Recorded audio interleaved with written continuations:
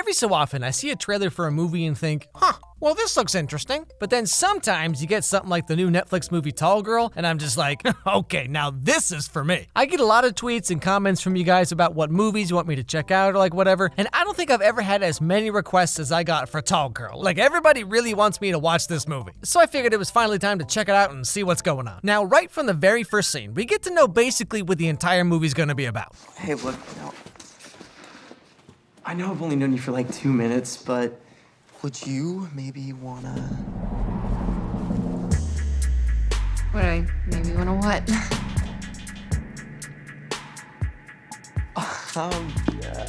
So this is our main character, Jody, and she's a member of truly the most oppressed demographic today, tall, attractive blonde girls. And I tell you, having such a rough life, like I don't even know how she gets out of bed every day. I'm just trying to get through the day with as few people as possible asking me. Well, how's the weather up there?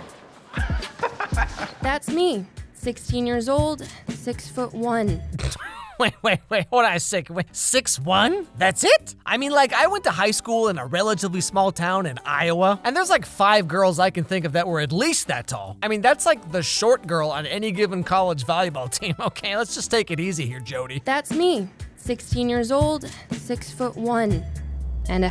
Oh, 6'1.5". Well, I'm sorry, excuse me. I take back everything I just said. Now, another character we get to meet is Jody's sister, Harper, who's not tall or anything, but I'm sure she's got some pretty heavy issues she's working through, right? This is my super hot older sister, Harper, who's been winning beauty pageants since she was 6. She was spared the tall gene, but at least there is some balance in the genetic universe. She got Grandpa Larry's allergies. Well, shoot, we got a pretty blonde girl who's tall and another pretty blonde girl with allergies? Oh, boy, I tell you what, just the Rosa Parks of our generation right here. Now, after this, we meet the weird kid who just can't seem to take a hint, aka the Alex Myers of this movie. This is Jack Dunkelman, and you may be asking, why is he carrying his books in a milk crate? Well, I've been friends with him for years, and that's still a mystery to me. So David Blaine called me? You'll never believe it. He just wants to know when you and I are gonna make magic together. Okay, turn it off. Turn the movie off, guys. I can't watch this anymore. I mean, I used to say things like that. Anyway, so Jack keeps trying to hack away at Jody's standards until they hopefully get low enough that she might date him. But right that moment, today of all days, something magical happens. What, you think that at any moment some taller than you, funny, intelligent, nice, perfect guy is just gonna walk through that door? I mean...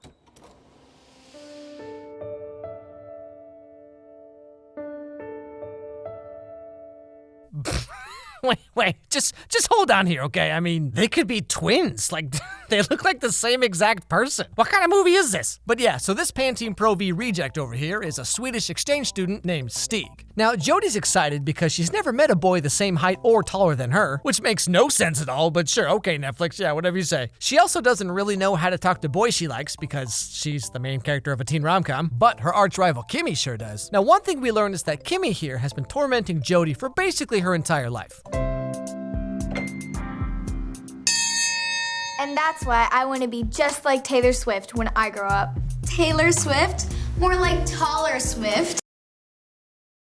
Oh, I get it. Anyway, so Kimmy swoops in and steals PewDiePie away. Jack's relieved that he doesn't have to worry about this new guy coming in and ruining everything that Jack has clearly already ruined himself. So, you know, crisis averted.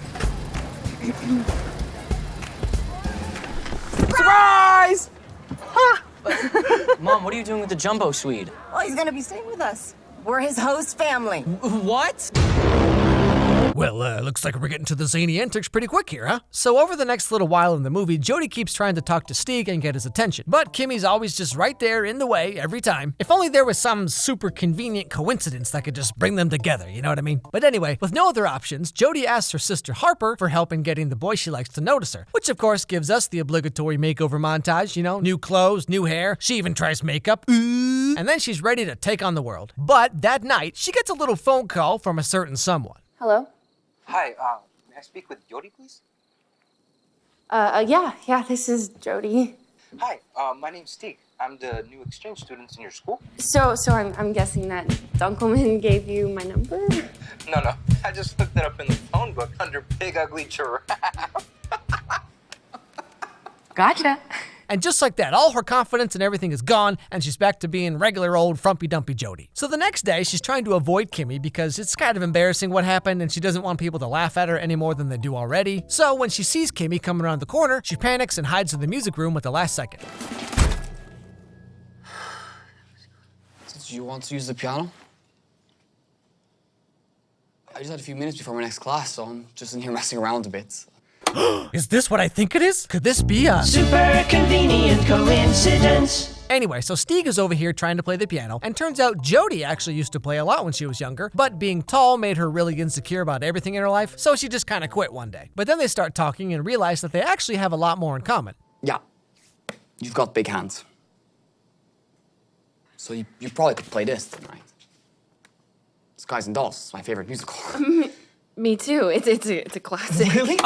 Okay, just stop right there. Hold on. If you said like Hamilton or Wicked or Les Mis or something, I could see where you're coming from, sure. But Guys and Dolls? I mean, Guys and Dolls is like if the movie After was a musical and went on for like 3 hours. Anyway, so then they share a moment where they sing a song from the musical, and things are looking a little, But then, of course, Kimmy walks in, ruins the moment, and she's looking a little perturbed, I assume because she just found out her boyfriend likes Guys and Dolls.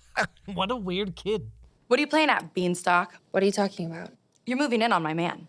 No, I'm not. Oh, so it's just a coincidence that the two of you happen to be here together? Yeah, Stay away from him. I will. Stieg and I will be homecoming king and queen. I don't doubt it. Stop agreeing with everything I'm saying. Okay. Now, later that night, Jody's just hanging out in her room doing who knows what when she gets another phone call just out of nowhere, except this time it's actually the real Stieg. And he invites Jody over to his house to watch a movie. So she gets all dressed up and puts her makeup on in like 15 seconds and heads on over so they can spend some alone time. But of course, as you might imagine, Jack isn't too thrilled about the whole thing and does whatever he can to sabotage the evening, like any good friend would. And so, with their date mostly ruined, Jody and Stieg hop on the trolley, I assume to take her home. Or, maybe he's just gonna cut her face off. I mean, it's really anyone's guess. Being tall is great. When you're a tall girl, it's the only thing that people see. It's not the only thing I see. What do you see? Just a girl. Beautiful girl. So let's just summarize for a second, okay? Stieg is dating Kimmy, but now he kissed Jody, and he lives with Jack, who also likes Jody. And I mean, what a wacky turn of events, huh, guys? But here's the thing. Stieg doesn't want to break up with Kimmy because Jack told him not to. And so he and Jody decide that this should all just be a one-time thing, no harm, no foul, you get the idea. So they try being just friends, but of course that never really works, because when you say, let's just be friends, what you're really saying is, I don't like you as much as you like me, but I don't want to be responsible for any hard decisions here, so it's all on you now. So at some point later in time, one day Jody gets a note in her locker from Stieg. Thanks for meeting me. Sure. Well, that whole plan that we had about, let's forget we kissed. Yeah. Look, Jody, I'll end it with Kimmy, if it means I can be with you. I was thinking I would do it tonight. Maybe we could meet up after. Oh yeah, that sounds like a great idea. I'm sure Kimmy's gonna be real cool with everything, guys. I mean, what could possibly go wrong here? But that night is actually Jody's sister's beauty pageant, which I don't know what's going on over at Netflix, but beauty pageants are part of every teen rom-com they make now. Anyway, so of course Jody can't really hang out, but she invites Stieg to come with her to the pageant as a date or whatever, and Stieg's all like, I'd love to. But when the time comes, guess what ends up happening? I'm gonna kill that kid when I see him. Don't talk like that. I'm serious. I'm gonna run over Stieg with the car. Okay, then you'll go to jail. Yeah? Well, then I'll do my time like a man because no one stands up my daughter. See, I knew something was up with this guy, okay? Because, first his favorite musical was Guys and Dolls, and that's a whole thing. And don't even get me started on that whole adorable accent thing. Come on, that's gotta be fake, right? This dude probably grew up in, Ohio or something, okay? Don't worry about it, Jody, you're fine. Now, that same night, there's a party at Jack/Stieg's house, and so Jody heads on over to see if she can get some answers. So just to summarize everything here, she finds out that Stieg never broke up with Kimmy. He missed the pageant because he was helping Jack get the party ready, allegedly, and now he's too busy taking selfies with everyone to care about how Jody feels anyway. Because hey, tall girl feelings don't matter, right guys? So she goes home and cries and probably just listens to Paramore and Simple Plan on repeat for 3 months. Not that I would know anything about that. So that next morning, Jack sneaks into Jody's room and watches her sleep for a while, like a normal kid.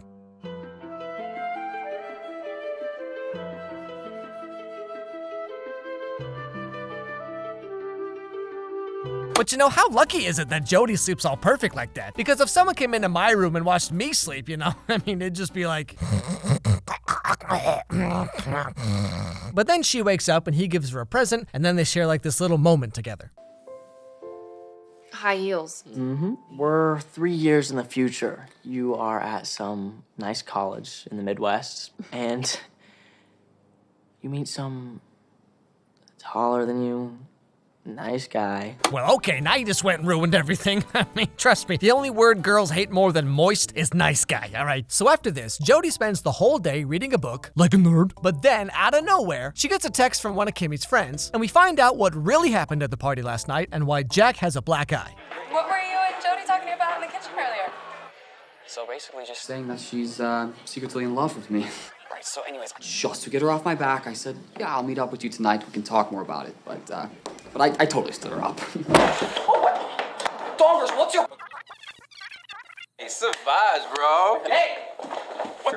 Okay, now I know this isn't really that big of a deal or anything, but this video is supposed to be Kimmy's friend filming on her phone, right? So like, how exactly are we cutting to different angles here? I mean, like what, she just like teleporting around the room or something? You're telling me Kimmy's friend's got superpowers and we're supposed to care about Jody because she's tall? You guys are making the wrong movie. When I met you, you were genuinely a super nice guy, man, but you've turned into such a jerk. I mean, Jody has so much to offer. She's the best person that I know. She is so much cooler than all you guys combined. Yeah, well, she's also taller than all of us combined. But yeah, so turns out Stieg really was a piece of garbage, and maybe Jack's not so bad after all. Now that night, I think, is the homecoming dance. And because of what Jack did on the video, Jody's inspired to wear the heels he got for her and the outfit she picked out during that whole makeover montage, like way back at the beginning, and goes to the dance to make a big speech for some reason. Hi, I'm Jody. You may know me as Amazon or Godzilla or Jody the Green Giant. You know what, I get it. I'm tall, really, really tall, and it's the thing that's haunted me my entire life. It's defined me. Sorry, I just have to, I mean, how is this a real movie? I mean, she's making this big dramatic speech about how she's learned to accept herself or whatever, which don't get me wrong, that's a good message. But like, she's just kind of a little bit tall. And she's over here acting like she couldn't just drop kick every kid in this room. Anyway, so Jody's speech solves world peace and world hunger at the same time. And the whole school realizes that, you know, maybe being tall and attractive isn't such a bad thing after all. So after this, Jody leaves the dance and goes over to Jack's house because turns out the guy she was really looking for was right there in front of her the whole time. I mean, can you believe it? I'm just making some mental revisions to my perfect boyfriend checklist. But you know, the only major sticking point is the milk crate. I knew the day would come where I would need it, and I wanted to be ready. Ready for what? Oh, he had the milk crate for like 10 years? Just in case they ever... So then Jody and Jack get together in the end, and Jody learns to accept the fact that she's really just kind of boring. I mean, like, seriously though, almost her entire personality in this movie is tall. And like, that's it. She's tall and she likes guys and dolls, which is the real issue here, by the way, that no one's addressing. But jokes aside, that's kind of the biggest problem I have with these movies. Like, in this movie, Jody is the only tall girl or like tall person in the whole school. Or like Sierra Burgess last year, remember that masterpiece? She was like the only chubby girl in the entire school. Like, how am I supposed to take any of this seriously? To be fair, Tall Girl's not like an unwatchable mess or anything. I mean, it's fine, I guess. But all the same, I mean, it's just, you know, like, why? So if you've been watching for a while, you know that I was a theater kid, right? I was in show choir, I was in community theater, community musicals, I was in junior high school musical, like I did the gambit. I was one of those theater nerds, right? And so when I was watching this movie and I found out that a large chunk of the movie is dedicated to guys and dolls, I was just like, what? For the history of Broadway, yeah, Guys and Dolls is important. It is a classic.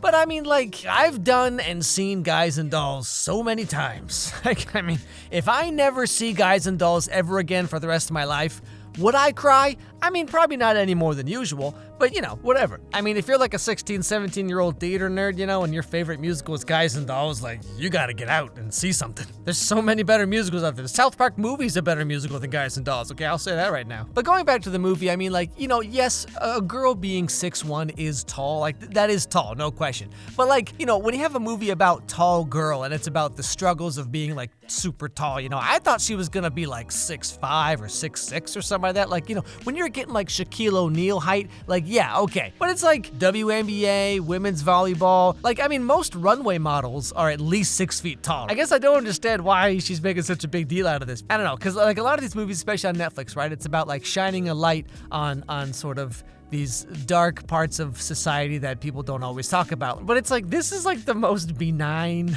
like ridiculous movie. Like I said in the video, how is this a real movie? Like who thought like, hey, let's make a movie about the struggles of being a girl who's just a few inches taller than average? I just think it's hilarious that this movie exists in the first place, but you know, what do I know? Anyway, thanks for watching, guys. Don't forget to subscribe. Don't forget to ring that bell so you don't miss any videos from me. Follow my dog Charlie on Instagram, Charlie Meets Pumpkin. Follow me on Twitter. Let me know what was your favorite part of the video or what video I should do next, or just say hi, that's fine too. And above all else, everybody have a great day, and I'll see you all next time.